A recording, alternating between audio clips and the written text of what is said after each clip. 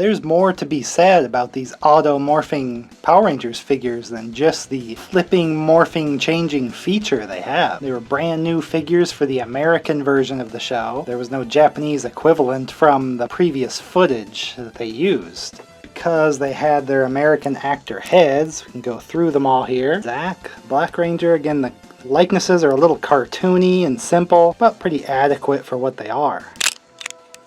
And again, with this merchandise, they're going with the symbol in the middle. That's a good way to tell if it was from the Japanese toys, because just the American ones, they wanted these like symbols, kind of like other superheroes of the time, like Superman, Batman, with their superhero symbol on their chest.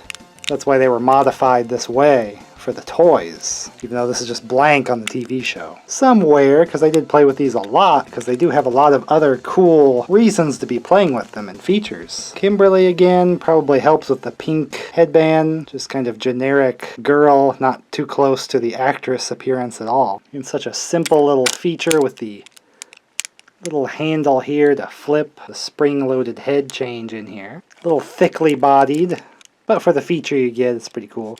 You got Billy, who almost has kind of that early likeness, a little bit. It would always be on the trading cards. He's from the pilot episode of the show. Maybe it's a little more like just their show, but glasses going a long way for the appearance here.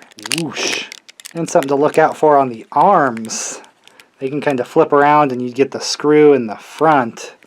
It's just easy to turn it around. So you can have them without the screws on the front view just so they look kind of cooler. Keep all the screws on the back if you're displaying them like me.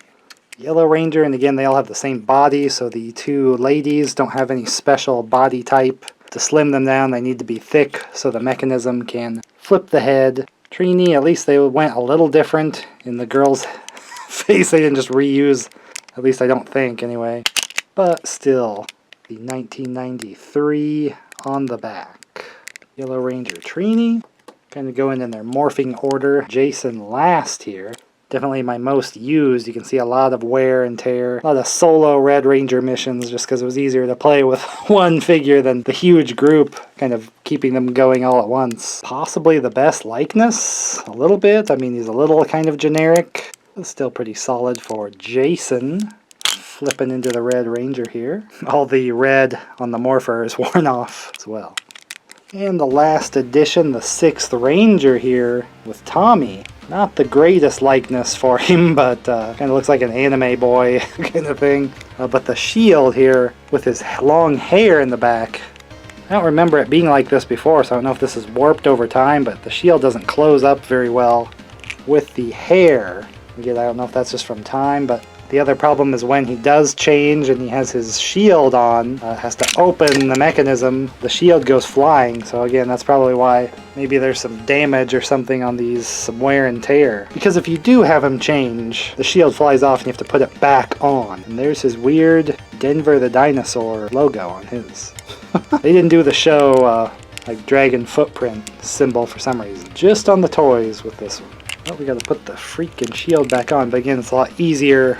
There's no hair, it's just a smaller neck, and that closes on there with the little pegs. Get the shield back on. But there's a cooler feature going on here than just that flip head. First of all, the scale. They're smaller figures than maybe the bigger ones with the more articulation. The big 8-inch figures, which were really cool, and I did play with those just as much, since they did have better articulation. The bigger figures coming with the blaster, but so do these smaller figures have the little power blaster gun and a holster to put it in, and it has a peg hole because the hands have a peg in them, so it just really locks in place nicely, so it doesn't just have to force into like a gripped hand. It just actually has a peg spot to keep the weapon in place. But it was still a little easy to knock out of the hand when playing around. But they nicely holster in all of them to look like they all have their sidearm weapon. Always wanted to use it more in the show, because it was pretty cool. I have since watched the Zyuranger show in Japan that all the footage is from, and they definitely use them more in that show. I forget if the Green Ranger came with a blaster. I think he did, but I guess don't have an extra one for him. But he never had one in the show anyway. They also came with temporary tattoos, but I was always afraid to use them because it was only a one-time use. So I think I still have a lot of them, but I don't know if they're kind of worn. Someday maybe I could put them on. But again, there's Denver the Dinosaur for the Green Ranger again. So the size is also kind of cool if you're kind of doing like with the Zords, to kind of have the Rangers be a little smaller. Obviously it's not to scale.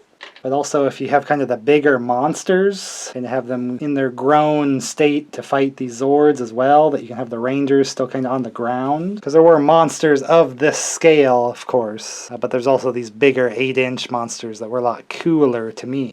So handy in like the play kind of, sizing of things if you were having a big scale Power Ranger battle. But the absolute best part of these figures is that they all came with their actual weapons from the show, their individual weapons. Because the bigger figures didn't come with those. I've since had to hunt down some. You can see the video all about it after this one. But here they all come with them, even with these peg holes for the holding. And right off the bat with Zax, he can hold the power axe both ways, as the axe and the kind of blaster way he could also use it. Definitely thought through on that one. It was the only way to really let them fight fully with their weapons, like when you were playing around with them, and they look cool displayed with all their weapons, even though they are just gray scale. They're not colored in. The bow here with the pink Ranger, just the bow, no like arrow piece or anything, but she did whack people around with it.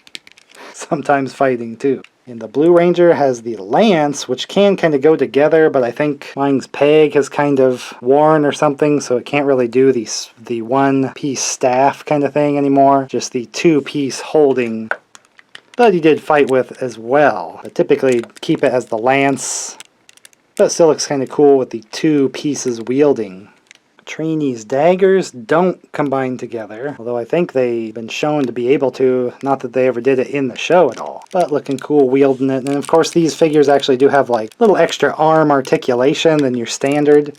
The legs are just simple, but the arms you can get a little bit of a pose going with these weapons. So that's fun. Again, my most used, the Red Ranger Power Sword, is a little worn from going in and out of that hand all the time, but pretty awesome to have his sword since the bigger figure didn't have his weapon like this. A big part of why I like the Red Ranger, just because I had so many toy swords as a kid. Just really cool. Unfortunately, the toy one for you to play with was pretty flimsy, but at least this figure had like the coolest version of him holding his sword. Even the Green Ranger gets his dragon dagger, little flute sword dagger. Cool shape on it.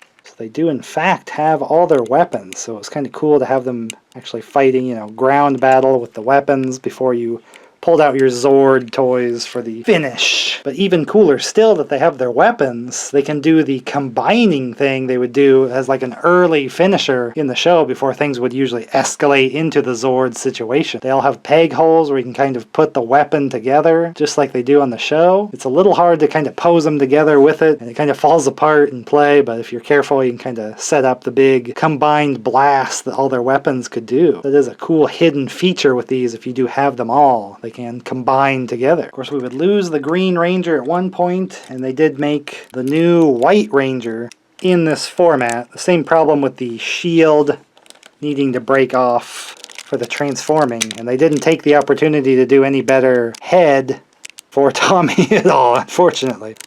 Same old one. You can see underneath here, didn't do any special symbol, because he would be typically wearing the armor anyway. Looks like I've sadly lost the Saba, possibly, because I don't have his little size weapon, but if he had his weapon and even a special holster for it instead of the blaster he definitely never had. So I was lucky to get a hold of this to kind of match my old fliphead figures.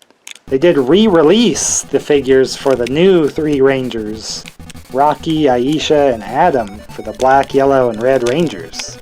Made a new little head for the figures, but I never went out of my way to get a hold of those or anything to update my Power Ranger figures. Because again, the flip feature I wasn't really using so much as just they were pretty decent figures, and I like the size. If you're kind of doing a multi-scale battle with big monsters, small monsters, and whatever else. What's kind of cool is these were like the American invention for these, and later new seasons of the show they would raid for Power Rangers Super Sentai, they would release these figures in Japan then with the Japan actors' heads. So they liked the idea of the figure with the flipping and the changing, which just made it easier to then, send them over to the US, change the head.